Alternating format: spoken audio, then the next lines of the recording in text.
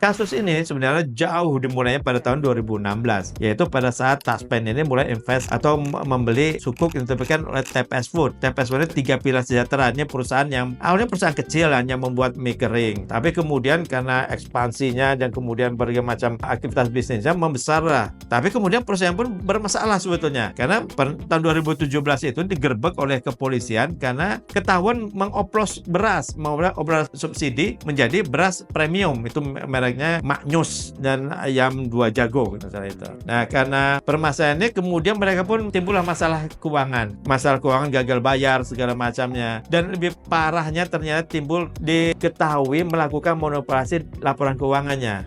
Akibatnya, rapat umum pemegang sahamnya memberhentikan dirutnya dan manajemen itu dipimpin Pak Joko Mongkuginta karena tersangka fraud. Nah, ini sekarang setahu saya sudah masuk penjara ini Pak Joko ini. Kemudian Pevindo segera mengeluarkan pemberitahuan pada tahun 2018 itu bahwa TPS Food ini, sukuk TPS Food tidak layak diperjualbelikan karena sudah gagal bayar. Kemudian tahun 2018 juga itu Pak Kosasi menjadi direktur investasinya Taspen. Nah, pada saat itulah dia bertemu dengan Pak Ekiawan. Ekiawan ini direkturnya Insight Investment Management, IIM, sebetulnya IIM supaya mudah. Pada saat itu sukuk yang 200 miliar punyanya Taspen tadi, yang TPS Food itu sudah dalam PKPU karena memang ini perusahaan TPS Food ini sudah perusahaan bermasalah, udah ruginya besar, jadi manipulasi, jadi banyak pelanggaran hukum di sini. Kemudian sudah Mei 2019 Pak Kosasi sudah jadi direktur utamanya Taspen. Nah, disinilah keputusan beliau yang kemudian menyeretnya sekarang menjadi tersangka di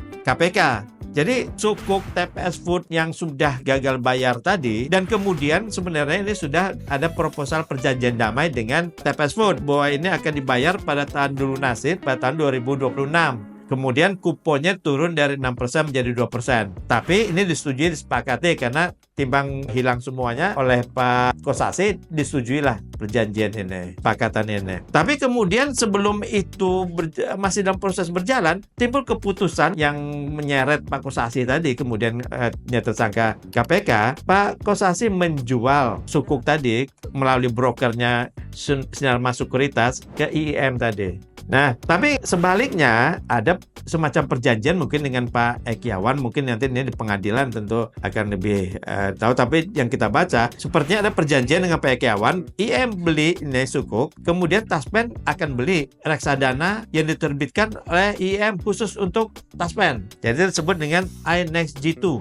Kemudian yang diharapkan tadi itu dengan janji dari IM itu yang dibeli ini, sukuk reksadana yang dibeli ini itu akan tumbuh 9-19% returnnya. Tapi realitasnya kemudian itu nilai aktiva bersih dari reksadana Next G2 tadi itu hanya 800, turun menjadi sekitar 840 sekian miliar. Jadi situ pun sudah timbul kerugian unrealized loss sebesar 160 miliar. Nah, ini yang terjadi kemudian. Jadi perjanjian awalnya tadi menjual, kemudian ini membeli reksadana, di sini disangka mungkin ada dugaan terjadilah praktek gratifikasi atau praktek kepentingan pribadi yang merugikan perusahaan, pasal korupsinya merugikan perusahaan Taspen atau menguntungkan pihak lain karena di situ ada berbagai macam perusahaan manajer investasi. Nah, di sini yang mendapatkan keuntungan dari transaksi ini yang perlu dijelaskan mungkin oleh Pak Kosasi kemudian.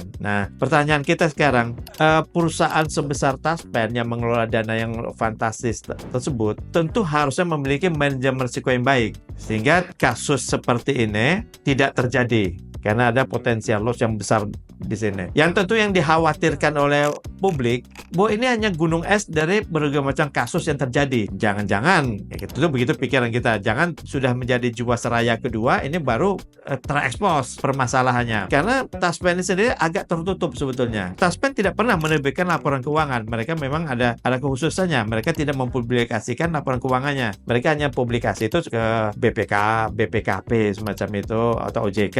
Nah, sehingga publik tidak tahu persis kemana mereka berinvestasi. Dan juga timbulnya kerugian di reksadana yang dibeli oleh Taspen di reksadana Next G2 tadi, itu kan ada beberapa aset di situ yang turunnya sangat besar. Salah satunya itu KIK EBA Garuda.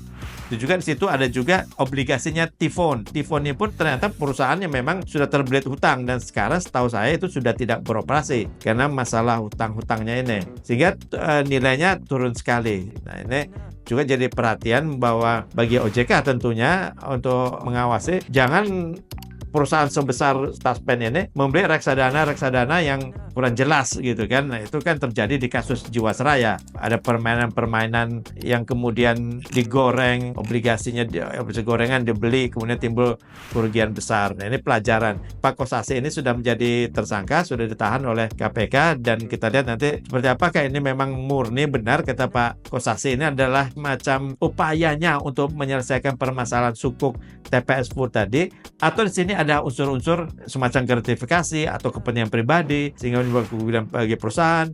Dan juga yang perlu kita tahu bahwa kasus ini tidak melebar. Ini hanya itulah yang terjadi di Taspen. Jangan sampai nanti timbul kerugian yang lebih besar, banyak kasus ternyata di sana. Oke, itu yang saya sampaikan. Kalau menarik ini dan bermanfaat, jangan lupa like and subscribe. Oke, terima kasih ya.